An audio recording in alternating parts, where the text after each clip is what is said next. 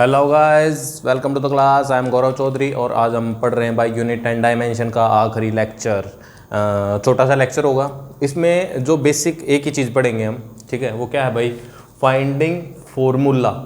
किसी भी चीज़ का हमें फॉर्मूला निकालना है बाय डायमेंशनल एनालिसिस। सिर्फ डायमेंशंस की हेल्प से हमें कोई फॉर्मूला बनाना है, ठीक है। तो बहुत सारे फॉर्मूले फिजिक्स में डायमेंशनल एनालिसिस से ही बने हैं, ठीक है। साथ में कुछ कांस्टेंट ऐड करना पड़ता है अपने को, ठीक है। वो कांस्टेंट बार बार एक्सपेरिमेंट करके साइंटिस्ट निकाल लेते हैं, ठीक है।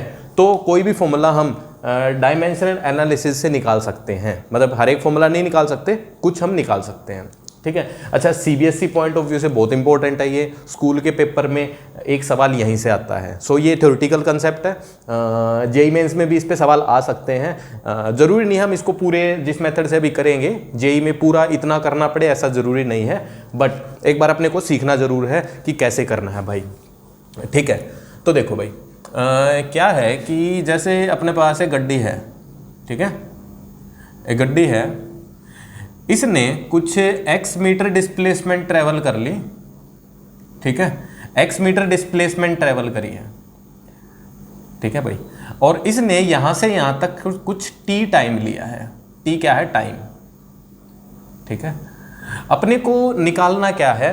अपने को डायमेंशनल फॉर्मूला वेलोसिटी का निकालना है या स्पीड का फॉर्मूला निकालना है। तो देखो सवाल क्या होगा, फाइंड स्पीड ऑफ कार, मतलब फॉर्मूला गिवन होगा इफ व्हाट वी नो। देखो स्पीड किस किस चीज पे डिपेंड करेगी? स्पीड अपने को अंदाजा सा है कि भाई डिस्प्लेसमेंट पे भी करेगी, टाइम पे भी करेगी, ठीक है। अच्छा, गाड़ी का मास m ले लेते हैं, m गाड़ी का मास है। तो अपने को नहीं पता कि भाई शायद मास पे भी डिपेंड करे, अपने को भी क्लियर नहीं है, ठीक है। सो देखो गिवन क्या है, find speed of car. Formula find करना है इफ स्पीड डिपेंड्स अपॉन किस किस चीज पे डिपेंड कर रही है speed? m, displacement x and time t, ठीक है। अगर इन तीन चीजों पे स्पीड डिपेंड कर रही है तो स्पीड का फॉर्मूला अपने को निकालना है, ठीक बात है। सो देखो इसको कैसे करेंगे हम कि भाई जो स्पीड है, ठीक है, देखो कैसे लिखेंगे। पहले यहाँ पे लिखेंगे speed is directly proportional to, ठीक है। अब देखो वेरिएबल कौन कौन से हैं, ये मेथड है, यही मेथड अप्लाई होगा हर सवाल में। सो एक बार ध्यान से देखेंगे। स्पीड किस किस चीज़ पे डिपेंड कर सकती है? मास पे कर सकती है, डिस्प्लेसमेंट पे कर सकती है और टाइम पे कर सकती है, ठीक है। तीन चीज़ों पे कर सकती है। बट क्या है ना कि कितनी पावर पे करेगी ये अपने को नहीं पता। कितनी पावर पे करेगी कि मास की पावर 1 आएगी, 0 आएगी, 2 आएगी, 3 आएगी, वो नहीं पता। तो हम क्या करते हैं कि यहाँ पे वेरिएबल ले लेते हैं। इसकी पावर a वेरिएबल, x की power b variable and time की पावर c वेरिएबल, ठीक है। अच्छा, अब साथ में अपने को क्या करना चाहिए? यहाँ पे तो प्रोपोर्शनलिटी का साइन है। प्रोपोर्शनलिटी के साइन को हटाने के लिए हम कुछ कांस्टेंट k लगा देते हैं, k एनी कांस्टेंट। मतलब इस फॉर्मूले से ना हम कांस्टेंट की वैल्यू कभी नहीं निकाल पाते हैं, कांस्टेंट की वैल्यू नहीं निकल पाती है, सिर्फ वेरिएबल्स एंड उनकी पावर ही निकलती है। सो देखो आगे लिख देंगे मास की पावर a, x की पावर b, t की पावर c, ठीक है। अब देखो अपने पास क्या आ गया, LHS है, RHS है, this is equal to this. So ये दोनों इक्वल हैं तो इनकी डायमेंशन भी इक्वल ही होनी चाहिए, मतलब यूनिट्स भी इक्वल ही होनी चाहिए। यूनिट्स इक्वल तो डायमेंशन भी इक्वल। तो क्या करो, सबकी डायमेंशन लिख दो पहले। स्पीड की डायमेंशन अपने को पता है, स्पीड का फॉर्मूला मीटर पर सेकंड होती है। सो LT-1 ये स्पीड की है। मास की अपने को पता है m है, डिस्प्लेसमेंट की L एंड टाइम की t, ठीक है। Just put the values. देखो क्या बनेगा, लेफ्ट हैंड साइड में बना LT-1 is equal to, constant की कोई डायमेंशन है नहीं, उसको ऐसे ही छोड़ दो, m की पावर a, l की पावर b एंड t की पावर c, ठीक है। अच्छा, अब left hand side right hand side अगर इक्वल है तो क्या करो, वेरिएबल्स को उठाओ, ठीक है। वेरिएबल्स, अच्छा यहाँ पे m है नहीं, क्या लिख सकते हैं? m की पावर 0 लिख सकते हैं, ठीक है। l 1 लिख सकते हैं, ठीक है। अब जस्ट क्या करो, ठीक है, इस k को हटा दो क्योंकि अब हम डायमेंशन ही लिख रहे हैं ना, k की कोई डायमेंशन नहीं है, k को हटा सकते हैं। सो क्या दिखेगा, इस तरफ m है, इस तरफ m है, ये पावर a, ये 0, तो a should be equal to 0, ठीक है, पहले equation a is equal to 0 आ गया। एल की पावर यहाँ पे b है और वहाँ पे कितनी है 1, ठीक है, तो b इक्वल टू 1 आ गया। अगला टाइम की वैल्यू पावर c है और यहाँ पे कितनी है -1, सिंपल, ठीक है। तो क्या आया भाई, जब हमने डायमेंशंस को इक्वल किया तो a b c की वैल्यू आ गई है, तो अब स्पीड का फॉर्मूला डायरेक्ट हम लिख पाएंगे। स्पीड कुछ तो कांस्टेंट है, ठीक है। इसके बाद मास की पावर a, मास की पावर 0 लिखो, ठीक है, m ही लिखा था ना। x क्या था, x की पावर b था, सो x की पावर b का मतलब 1, ठीक है, एंड c, t की पावर c इज -1, ठीक है। सो अपना कुछ आंसर क्या आ गया, k तो कांस्टेंट, x बाय टाइम, ठीक है। अच्छा, बाई चांस यहाँ पे क्या होता है कि अपने को क्या पता है कि स्पीड डिस्टेंस बाय टाइम ही होती है, सो अपने को ये पता है ये कि k इक्वल टू 1 होता है, ठीक है, बट ये फॉर्मूले से अपने को नहीं पता लगेगा, ठीक है। तो कोई चक्कर नहीं है, k कांस्टेंट लिखो, फॉर्मूला ऐसे ही जाने दो। बात क्लियर है, ठीक है, जस्ट नोट करो, अगला सवाल लिखते हैं, ठीक है। Just pause and note. तरीका बहुत इंपॉर्टेंट है, तरीका याद रहना चाहिए अपने को। हटा दिया भाई, देखो अगला सवाल। पेंडुलम सुना है, pendulum, what is a pendulum? Simple pendulum क्या होता है भाई? सिंपल पेंडुलम एक एल लेंथ की रस्सी पे एम मास का ब्लॉक ऐसे बांध देते हैं और वो ऐसे ऐसे आगे जाता है फिर पीछे आता है, ठीक है। इस पेंडुलम का एक टाइम पीरियड होता है टी, मतलब कितने टाइम में ये आगे पीछे जाएगा, ठीक बात है।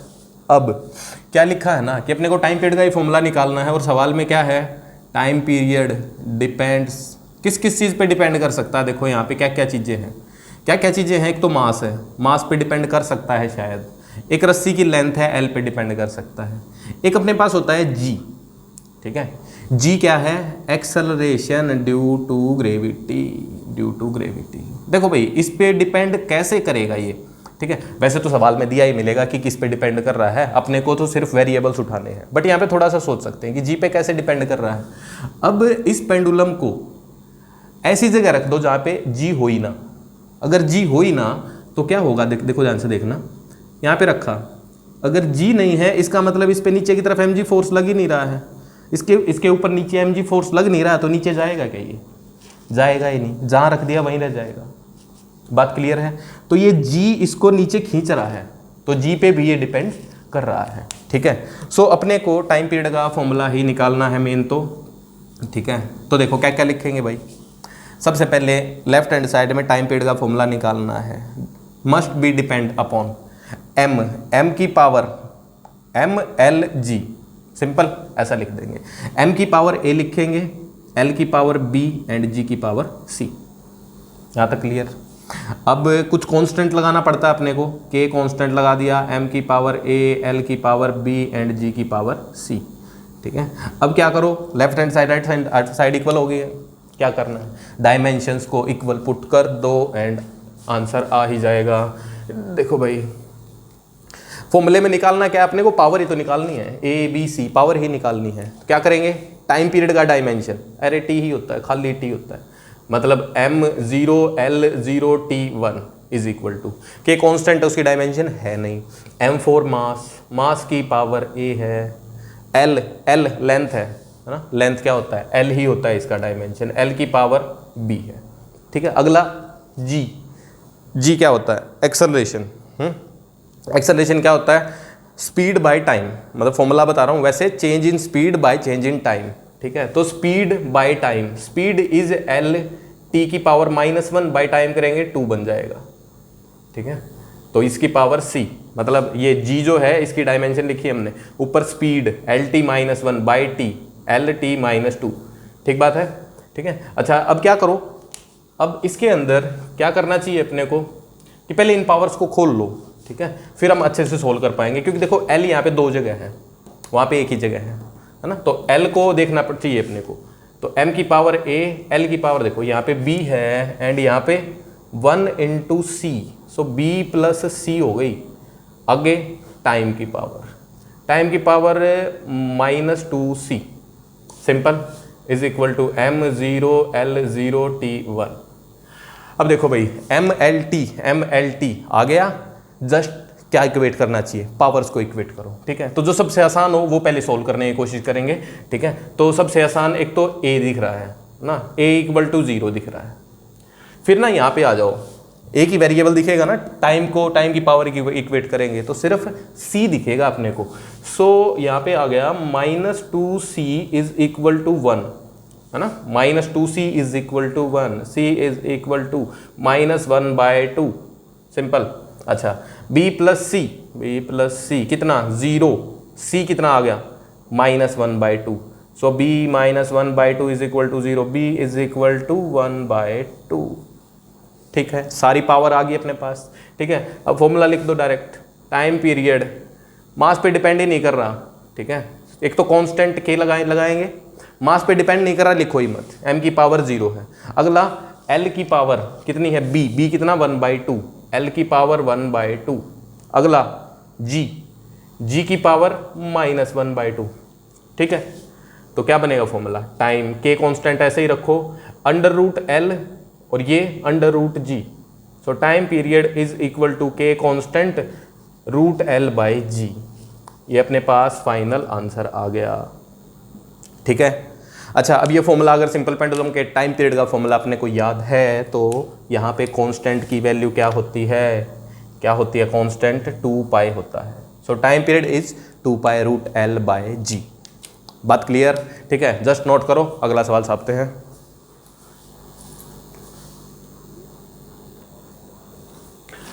नेक्स्ट देखो भाई, एक और एग्जांपल देखते हैं। अभी जो एग्जांपल है वो फॉर्मूला सिर्फ डायमेंशन एनालिसिस से ही निकलता है। ठीक है, ये अपना आएगा फिजिक्स में, आगे चैप्टर्स में आएगा। ये है विस्कस फोर्स का फॉर्मूला। देखो भाई, एक बार थोड़ा सा बता देता हूँ विस्कस फोर्स क्या है। एक बीकर लो, उसमें पानी भर दिया, पानी भर दिया हमने। ठीक है, अब इस पानी में एक ड्रॉप ले ली, सॉरी एक बॉल ले ली, बॉल। ठीक है, जिसकी r रेडियस है। ठीक है, और ये बॉल नीचे की तरफ मान लो v की स्पीड से भाग रही है। ठीक है, तो पानी के अंदर अगर बॉल भाग रही होगी, ठीक है, तो पानी क्या करेगा, पानी इस पे ऊपर की तरफ एक फोर्स लगाएगा जिसको हम बोलते हैं विस्कस फोर्स। मतलब बेसिकली फ्रिक्शन टाइप फोर्स है ना। जैसे हवा में ऐसे हाथ हिलाओ आराम से हिल जाता है, पानी में ऐसे करो मुश्किल होता है ना। तो बॉल भी जब नीचे जा रही होगी तो उस पर एक फोर्स लग रहा होगा। बात क्लियर है? इसी को क्या बोलते हैं, विस्कस फोर्स बोलते हैं। अभी हम विस्कस फोर्स का फॉर्मूला ड्राइव करेंगे। ठीक है, तो देखो जो सवाल क्या है, सवाल क्या है भाई विस्कस फोर्स डिपेंड्स अपॉन किस किस चीज़ पे डिपेंड करेगा। देखो, एक तो रेडियस पे करेगा, बॉल की रेडियस पे, है ना। छोटी बॉल होगी तो आराम से जाएगी, बड़ी होगी तो मुश्किल से जाएगी, रेडियस पे डिपेंड करेगा। दूसरा वेलोसिटी पे भी करेगा, ज़्यादा तेज़ भागोगे फोर्स ज़्यादा लगेगा, सो वेलोसिटी पे भी करेगा। ठीक है, और एक चीज़ होती है कोफिशिएंट ऑफ विस्कोसिटी। ठीक है, इसको ऐसे एन टाइप से ईटा बोलते हैं इसको, ईटा। ठीक है, एन टाइप से बनाते हैं। ये क्या है, कोफिशिएंट ऑफ विस्कोसिटी। इस पे भी डिपेंड करता है। मतलब क्या है ना कि भाई पानी की विस्कोसिटी कितनी है। विस्कोसिटी मतलब घनापन ऐसे सोच सकते हो, जैसे पानी थोड़ा कम विस्कस है और अगर हम दही की बात करें तो ज़्यादा विस्कस है ना। सिंपल है। सो घनापन बेसिकली, सो ये कोफिशिएंट ऑफ विस्कोसिटी है। ठीक है, इसकी डायमेंशन अपने को डायमेंशन है इसकी भाई m की पावर 1, l की पावर 1, t की पावर -1। ये डायमेंशंस गिवन है अपने को, पहले ही गिवन है। ठीक है, अपने को करना क्या है, डिराइव करना है फॉर्मूला फॉर फोर्स का फॉर्मूला अपने को ड्राइव करना है। ठीक है, तो देखो वही मेथड है, पुराना ही मेथड है। ठीक है, कर चुके हैं बहुत बार, 2 बार मतलब। f डायरेक्टली प्रोपोर्शनल टू क्या क्या भाई, रेडियस की पावर a रखेंगे, वेलोसिटी की पावर b रखेंगे, और ये जो ईटा है इसकी पावर हम c रख देंगे। ठीक है, अब क्या करो, कांस्टेंट भी लगा सकते हो साथ में, बाद में लगाएंगे हम, छोड़ो। क्या करो, डायमेंशन इक्वेट कर दो। इस तरफ फोर्स है, फोर्स की डायमेंशन है अपने पास mlt-2 is equal to radius की डायमेंशन l की पावर a रख दी, वेलोसिटी की पावर डायमेंशन lt-1 की पावर b, एंड ईटा की डायमेंशन m1l-1 एंड t-1 इसकी पावर c। ठीक है, अब क्या करो ना, देखो L 2-3 जगह है, मतलब T भी 2 जगह है, तो M L T को अलग अलग कर दो। तो यहाँ तो क्या दिख गया, M1 L1 T -2। आगे देखना, M की पावर क्या है भाई, 1 × C, M की पावर C है। अगला L की पावर ये A है, ये B है, A है प्लस B है, और यहाँ पे क्या दिखेगा, -C दिखेगा। अगला T की पावर ये -B एंड -C, ठीक है। अब देखो जो चीज़ छोटी हो पहले उसको सोल्व करेंगे। तो यहाँ पे C दिख रहा है डायरेक्ट, और यहाँ पे 1 दिख रहा है, तो C = 1 आ गया यहाँ पे, क्लियर। अब B - C उठा सकते हैं, है ना। सो -B - C क्या है, 1 है, ठीक है। अब C की वैल्यू यहाँ पुट कर दो, -B - 1 -B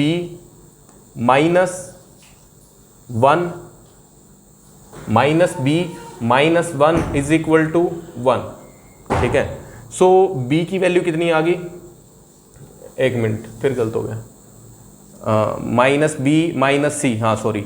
तो कितनी थी भाई, T की पावर वहाँ पे कितनी थी, -2 थी, -2 थी यहाँ पे, ठीक है। सो ये -2, सो B क्या बनेगा, इस तरफ -B रह गया, इस तरफ -1 हो जाएगा, ठीक है। सो B = 1, B की वैल्यू भी 1 आ गई है, C भी 1 आ गया, B भी 1 आ गया, बचा A। So A + B - C, ठीक है, ये किसके इक्वल है, 1 के इक्वल है, ठीक है। सो A की वैल्यू निकालनी है अपने को, B की वैल्यू +1, C की वैल्यू +1 = 1, कट गया, A = 1 आ गया, तीनों ही पावर 1 आ गई, ठीक है। So force must be directly proportional to R की पावर 1, B की पावर 1, V की पावर 1 एंड ईटा की पावर 1, ठीक है। अच्छा, इसके अंदर जो कांस्टेंट होता है वो मैं बता देता हूँ वैसे ही, ठीक है, याद रखने के लिए, क्योंकि फॉर्मूला आपने को याद रहेगा ऐसे ही। इसमें कांस्टेंट होता है 6 × पाई, ठीक है। आगे ईटा RV, सो ये क्या बन गया, फोर्स का फॉर्मूला। बात क्लियर है। सो सारे सवाल इसी टाइप से होने हैं, ठीक है। तो 1-2 सवाल लिखता हूँ, उनको प्रैक्टिस करना, उससे काम हो जाएगा, ठीक है। इसको नोट करो जस्ट।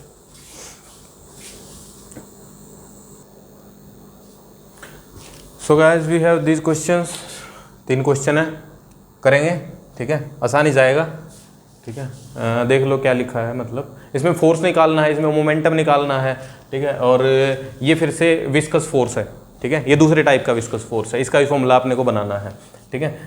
एरिया VG देखो जो लिखा हुआ है, ठीक है, डायमेंशन लिखी हुई है, VG की डायमेंशन भी लिखी है, ठीक है। सो इसको सोल्व करेंगे, सोल्व हो जाते हैं तो ये तो तुम्हें वैसे ही पता लग जाएगा क्या बनना चाहिए डायमेंशन से, ठीक है। इसको भी देख लेना, आराम से बनेगा, कोई चक्कर नहीं है। चलो ठीक है, फिर मिलते हैं, बाय।